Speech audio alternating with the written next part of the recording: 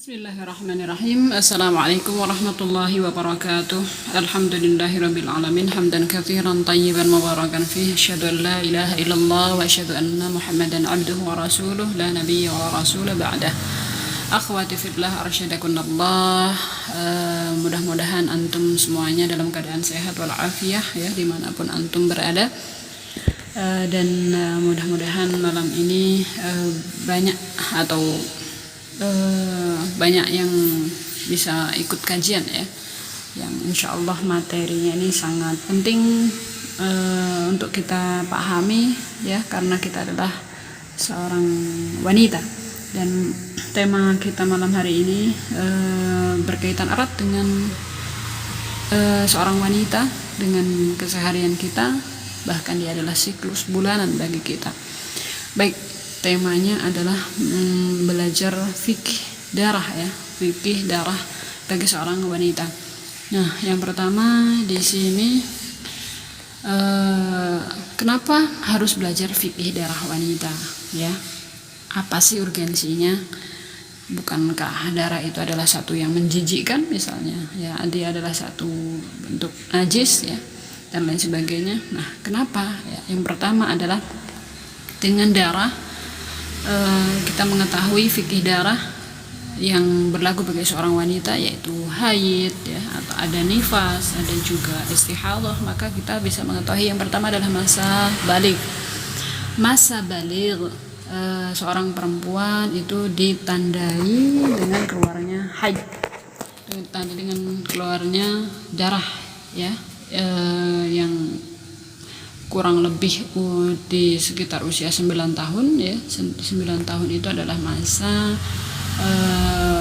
minimal ya seorang perempuan bisa haid, dan bahkan mungkin di masa sekarang ini ada seorang anak perempuan di bawah usia 9 tahun sudah mengalami haid.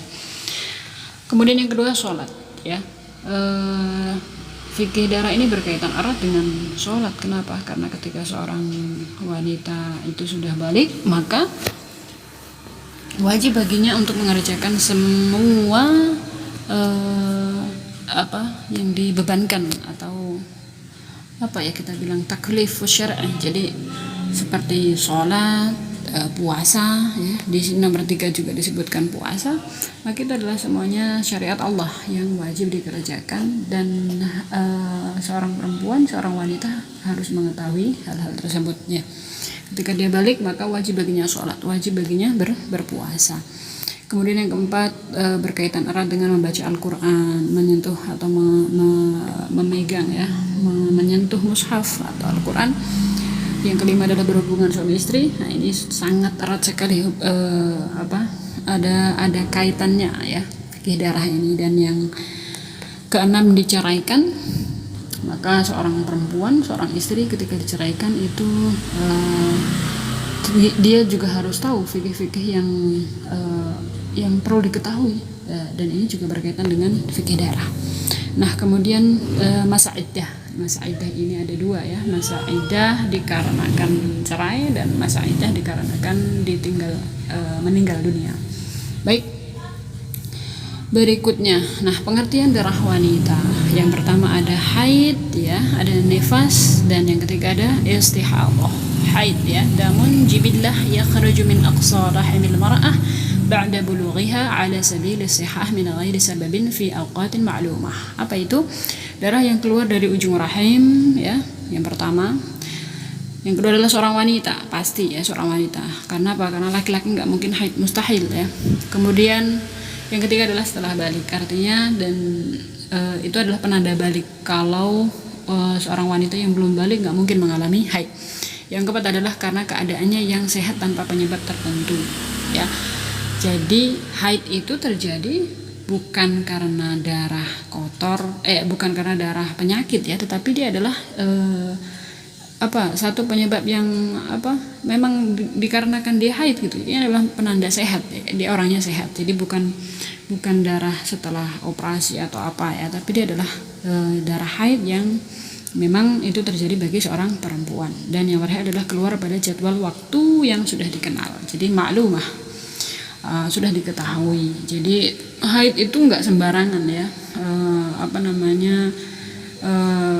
beberapa hari muncul, beberapa hari enggak, besok lagi muncul, besok lagi enggak, tidak. Tapi haid itu rata-rata yang biasa dialami seorang wanita itu tertentu ya. Si fulanah mengalami haid di tanggal sekian ya.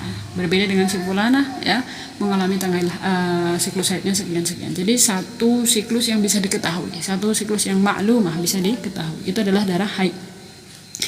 Yang kedua adalah nifas. Mahwa nifas adalah ad-dam al-kharij akibal wiladah, darah yang keluar sesudah melahirkan.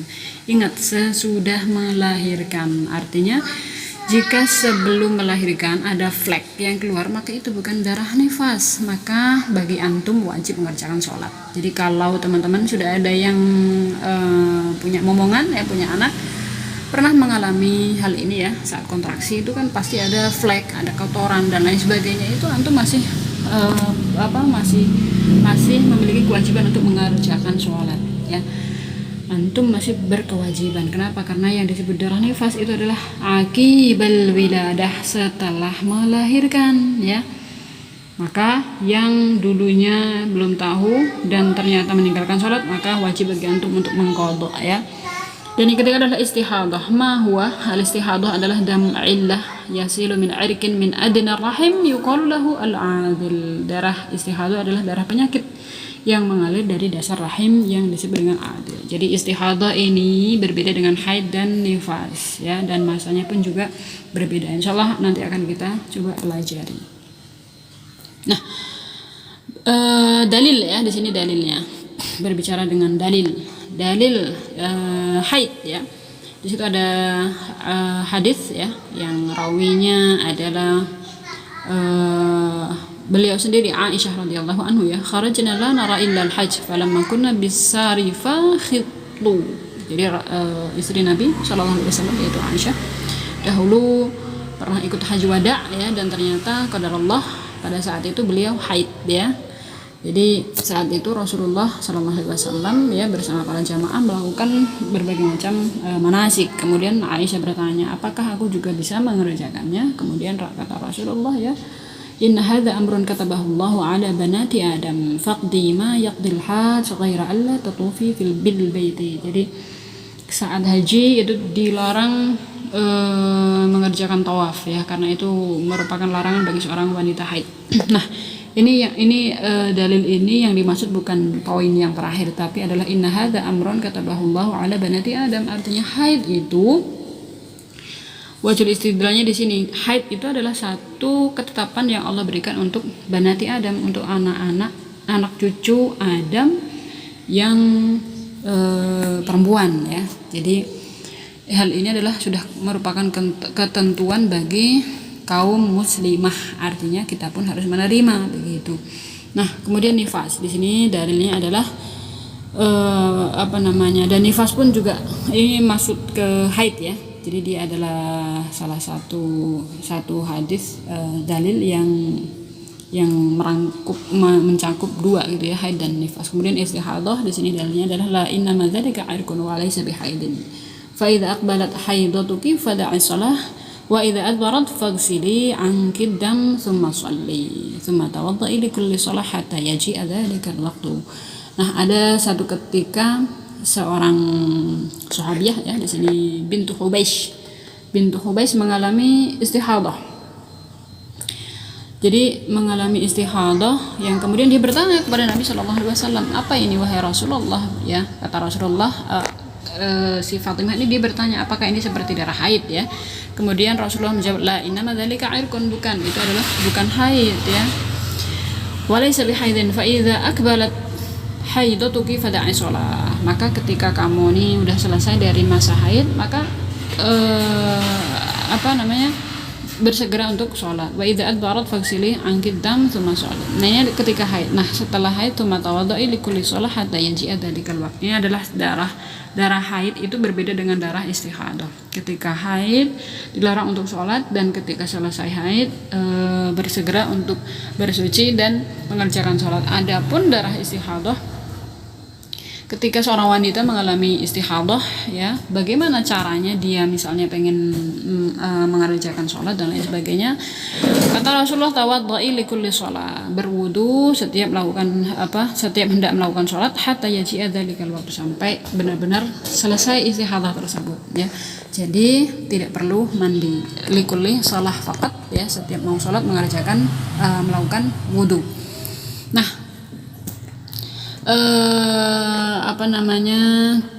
ini adalah batas, ya, kapan seorang wanita itu haid dan kapan seorang perempuan itu mengalami menopause, ya. Awal haid idza balaghatil jariyatu 9 sinin fahiya imra'ah. Jadi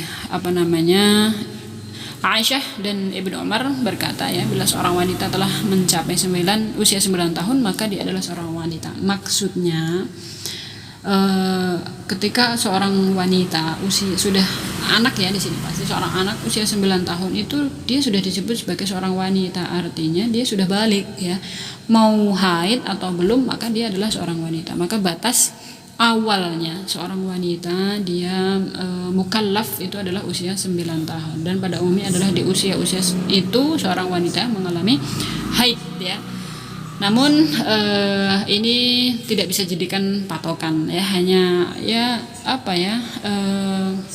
satu hukum yang mungkin kebanyakan bisa dijadikan patokan begitu. Tapi antum jangan memaksa begitu, ya. Ala kulli hal, jika ada anak, ya, usia 9 tahun dia belum haid maka sebetulnya dia adalah mumayyiz, dia adalah seorang wanita, seorang anak yang sudah mukallaf, maka wajib baginya untuk mengerjakan sholat, wajib baginya untuk mengerjakan puasa dan lain sebagainya.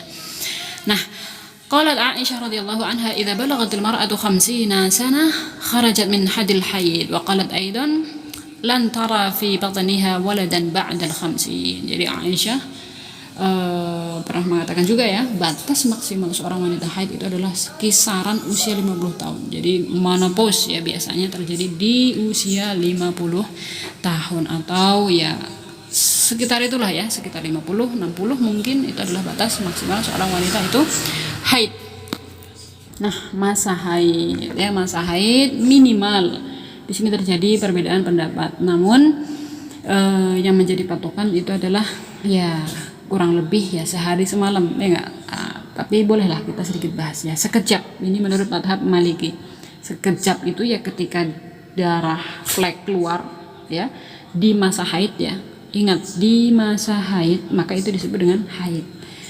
Jadi kalau keluar pagi hari kok siang sore nggak keluar lagi misalnya, maka menurut mazhab Maliki ini, ya, segera bersuci, ya, dan kemudian mengerjakan sholat. Nah, menurut mazhab Syafi'i dan Hambali, dan Syafi'i ini adalah mayoritas masyarakat kita, ya, yang kita anut bermazhab Syafi'i katanya, ya kan. Tapi apakah kita semuanya bermazhab Syafi'i? Semuanya kan belum tentu juga. Itu adalah sehari semalam. Jadi ditunggu sehari semalam, pagi keluar, ya, flek, siang malam itu masih ada kesempatan, itu disebut dengan haid, ya, sampai pagi lagi ternyata kok nggak keluar, maka bersegera untuk bersuci. Nah, 3 hari dan 3 malam ini adalah mazhab Hanafi. Kalau ini menurut saya terlalu panjang, ya kan. Antum jangan terlalu bersantai-santai, misalnya kok ngeflek hanya sehari, besoknya lagi tunggu lagi, ya. Apa ruginya, ya, jika kita bersuci, ya kan, kemudian bersegera untuk mengerjakan ibadah, ya. Maka mazhab Syafi'i mungkin yang lebih lebih cocok mungkin, ya, untuk kita sehari semalam ditunggu. Itu adalah minimal, sedangkan maksimalnya adalah 10 hari. Ini menurut Hanafi, dan 15 hari menurut jumhur. Jumhur itu adalah mayoritas ulama. Semua berpendapat adalah 15 hari. Itu adalah maksimal.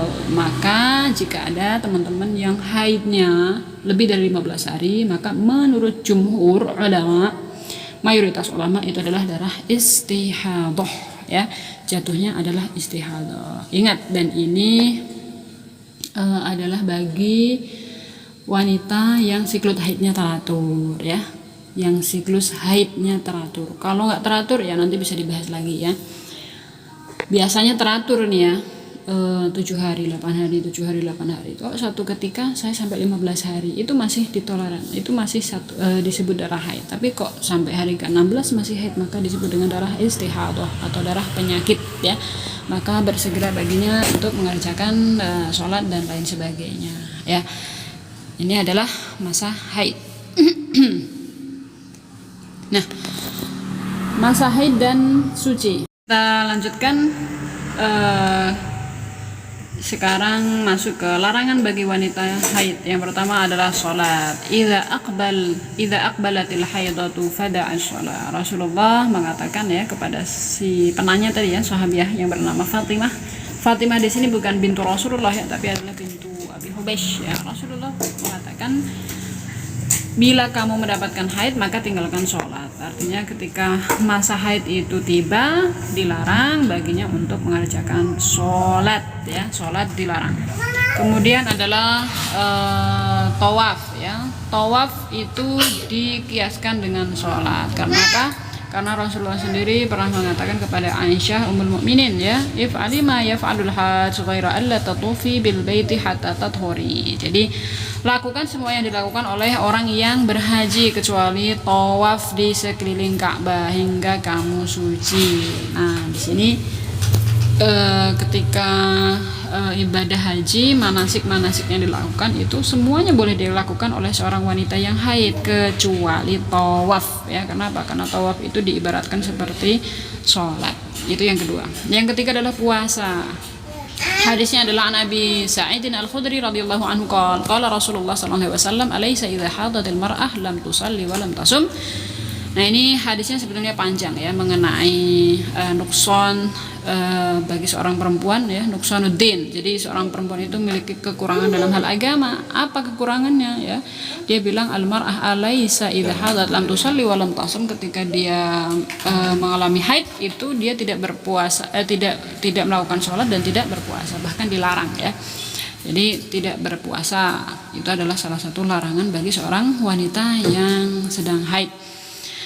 Dan yang ketiga adalah jima. Nah, di sini adalah berhubungan suami istri. Ketika seorang istri itu haid, maka dilarang keras baginya untuk melakukan hubungan tersebut ya. Isna'u kulla syai'in illa nikah. Di sini hadisnya ya. Perbuatlah segala sesuatu kecuali nikah. Dan nikah di sini para ulama menyebutkan itu berhubungan badan. Artinya yang lain-lain boleh dilakukan kecuali itu ya. Larangan bagi seorang wanita haid selanjutnya adalah menetap di masjid. Ini ada sedikit perbedaan ya. Menurut Syafi'i itu boleh sekedar lewat ya. Kalau lewat boleh ya, lewat saja. Misalnya dari kita mau ngambil sesuatu barang ya. Nah, itu kan lewat ya, sebentar saja ngambil enggak apa-apa. Nah, menurut Hambali boleh berdiam diri kalau darah sudah tidak keluar. Nah, ini seperti zaman sekarang. Kalau zaman dulu kan tidak bisa kita bayangkan ya seorang wanita haid. Kalau zaman sekarang itu masya Allah sudah zaman modern, zaman mudah ya, banyak sekali alat yang bisa menahan atau yang alat yang bisa digunakan untuk menahan si darah itu tidak berceceran ya, seperti pembalut ya dan lain sebagainya. Nah, hal ini menurut mazhab Hambali maka diperbolehkan jika kita berkeyakinan bahwa darah itu tidak akan berceceran ya. Nah, ini menurut Syafi'i dalilnya adalah ini ya, dikiaskan dengan orang yang sedang junub. Padahal menurut ulama sendiri ini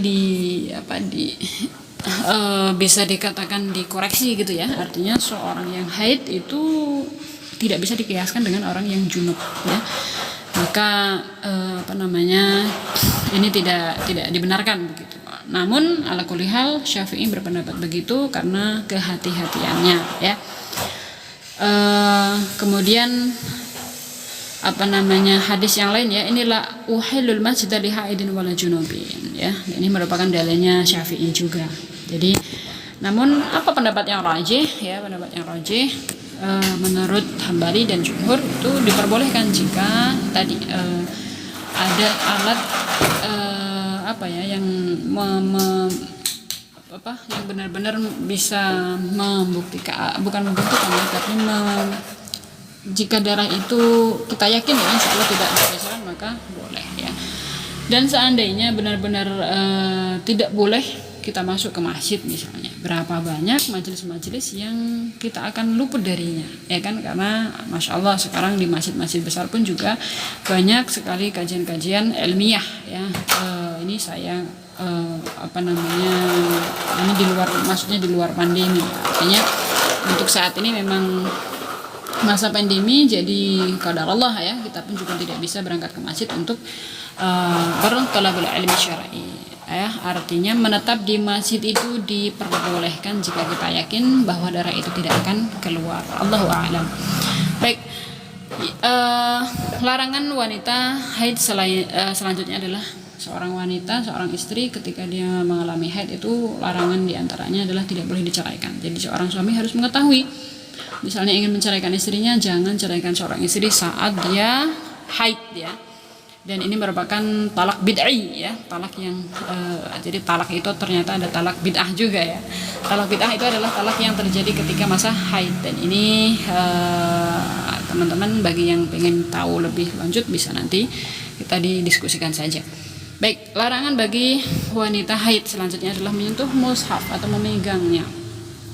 Ini menurut Syafi'i boleh kalau darurat. Contoh seperti apa darurat itu? Misalnya ya la Allah ada kebakaran di situ, misalnya ada Al-Quran, masa kita biarkan Al-Quran terbakar, nah ini kita ambil pada waktu itu, misalnya kita sedang haid atau apapun ya kondisi-kondisi darurat yang lainnya, misalnya hari itu boleh dilakukan ya, menyentuh atau membawa mushaf. Kemudian menurut Hanafi boleh memegang covernya. Menurut Hanafi covernya aja boleh, tapi mushafnya tidak boleh ya. Ayatnya atau hadisnya dalilnya adalah la yamassuhu illal mutahharun, tidak menyentuhnya. Di sini adalah kembali ke Al-Quran, kecuali orang-orang yang suci. Jadi surah Al-Waqiah ya ayat 79.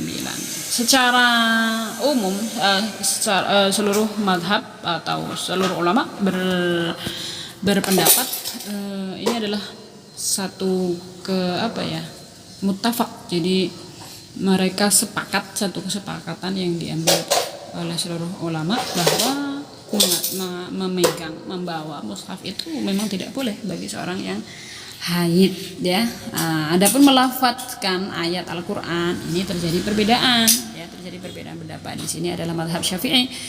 Beliau melarang ya dengan dalil la taqra'ul haid walal junub syai'an minal Qur'an. Namun para ahli hadis menilai hadis ini adalah hadis yang lemah ya, dan hadis yang lebih kuat darinya adalah hadis yang tadi ya, yang sebelumnya kita bacakan, yaitu if'ali kulla syai'in if'ali ma yaf'aluhul hajj ghaira alla tatufi. Jadi seorang wanita yang sedang haid itu dia boleh melakukan apa saja. Nah, antum bayangkan sedang manasik haji, sedang haji, ibadah yang dilakukan oleh seorang yang melakukan haji itu tentu semua ibadah boleh dikerjakan, termasuk di dalamnya adalah baca Al-Quran. Nah, Rasulullah SAW sendiri tidak melarangnya.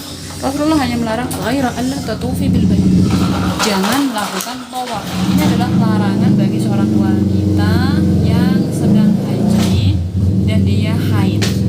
Larangannya adalah satu, tidak melakukan tawaf. Rasulullah tidak menyebutkan membaca Al-Quran. Artinya membaca Al-Quran itu boleh bagi seorang yang haid, tentu tidak membawanya, tidak memegangnya. Bagaimana caranya? Ya, banyak sekali ya, bisa dengan tisu, bisa dengan kain, sarung tangan dan lain sebagainya, atau via smartphone itu juga boleh, membaca itu boleh ya. Lah bagaimana dengan hadis ini ya? Ternyata hadis ini dinilai oleh ahli hadis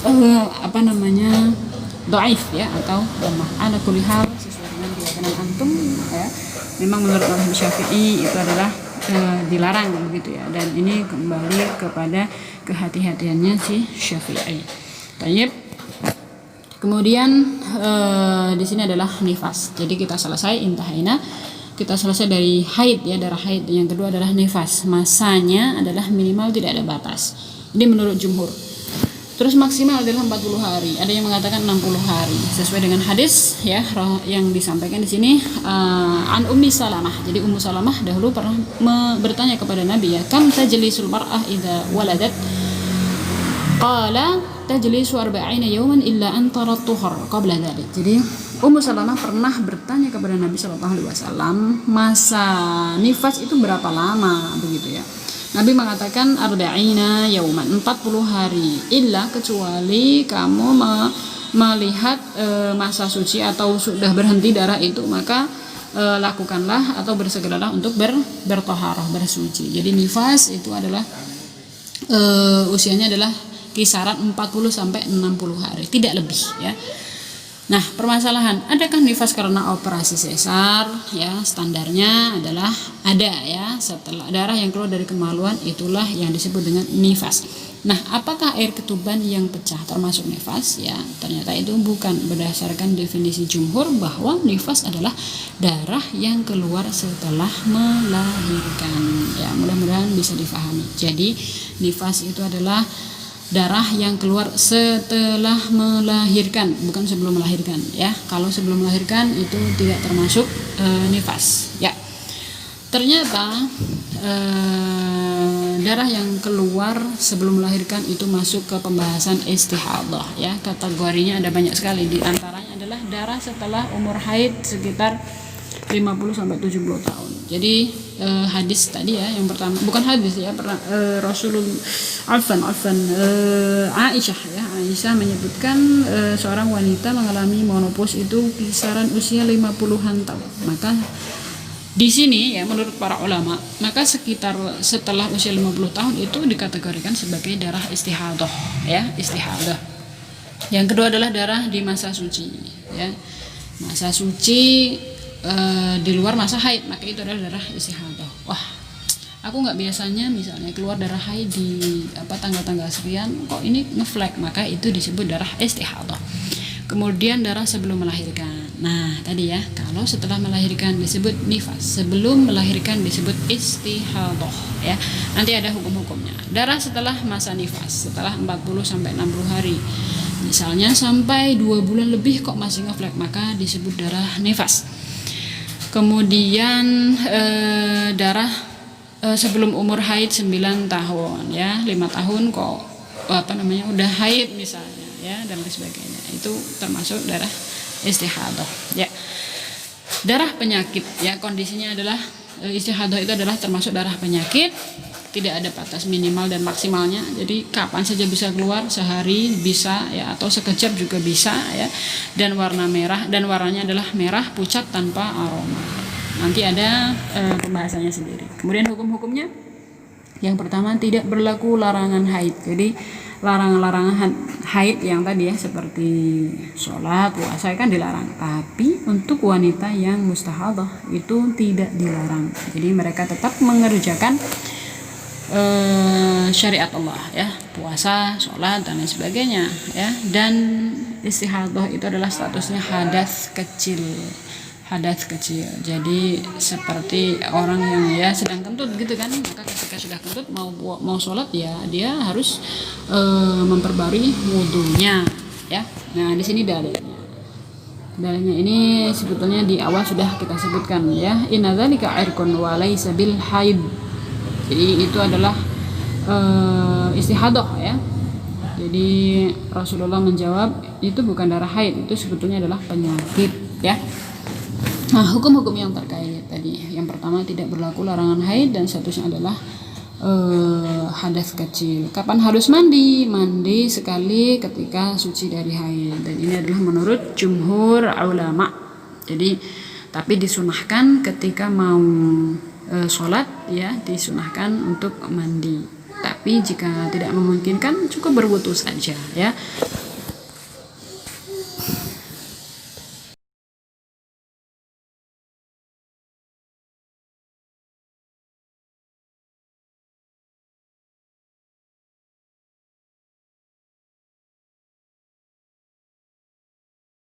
Baik, saya lanjutkan voice note untuk membedakan darah haid dan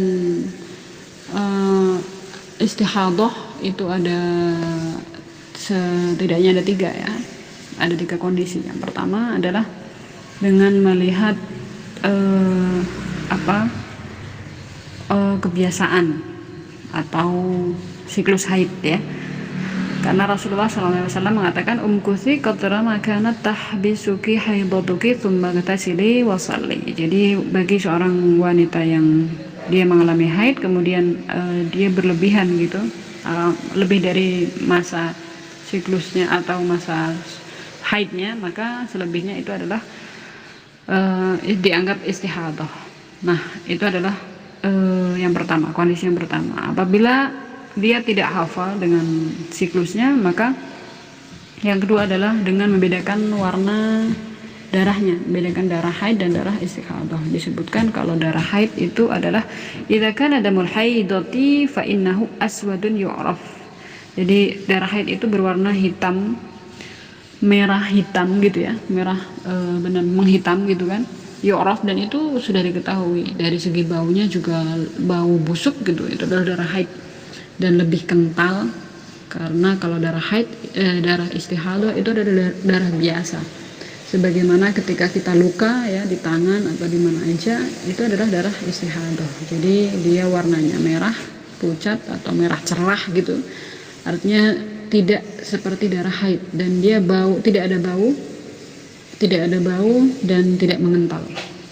Maka bedakan ya, kalau guru saya dulu di pesantren itu mengajarkan cara membedakan darah istihadah dan darah haid itu ambil satu gayung air ya, satu gayung, kemudian kita duduk di situ. Nah, pada saat itu kita haid atau sedang mengalami istihadah tersebut ya, maka perhatikan ketika ada darah yang netes ya masuk ke dalam gayung tersebut, kan kita duduk di atas gayung itu atau ember lah apa aja, di situ ada airnya, dan air itu darah itu masuk ke air. Nah, ketika darah itu langsung mencampur gitu ya, langsung nyampur dengan air, maka itu adalah darah istihadah. Kenapa? Karena darah istihadah itu adalah darah segar.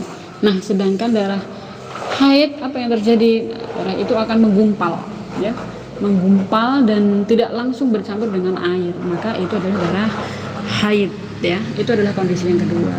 Apabila kondisi pertama dan kedua kita juga tidak tahu ya, masa siklus haid kita juga nggak tahu, nggak bisa bedain darah haid dan darah istihadah, maka bisa menggunakan kondisi yang ketiga, yaitu menggunakan kebiasaan orang-orang sekitar kita. Artinya kita melihat kebiasaan ibu kita, kakak kita, adik kita, bibi kita, itu adalah orang-orang terdekat kita. Kenapa? Karena al-'adah muhakamah. Kebiasaan itu bisa dijadikan satu patokan, satu hukum yang bisa kita jadikan dalil ya. Maka biasanya kalau ibu kita haidnya 6 hari, 7 hari, maka selebihnya itu adalah darah istihadah misalnya ya. Atau sesuai dengan jumhur tadi ya, batas maksimal haid itu adalah 15 hari, maka selebihnya jika lebih dari 15 hari adalah istihadah, jika siklus haidnya teratur. Allahu a'lam. Ya, ini yang bisa saya sampaikan malam hari ini, mudah-mudahan ada manfaatnya. Dan sedikit info, slide yang saya gunakan tadi adalah milik teman saya dan saya sudah izin untuk bisa dimanfaatkan bersama. Artinya sumbernya itu jelas begitu ya. Barakallahu fiikum. Selanjutnya bisa kita lakukan diskusi. Billahi taufiq wal hidayah. Wassalamualaikum warahmatullahi wabarakatuh.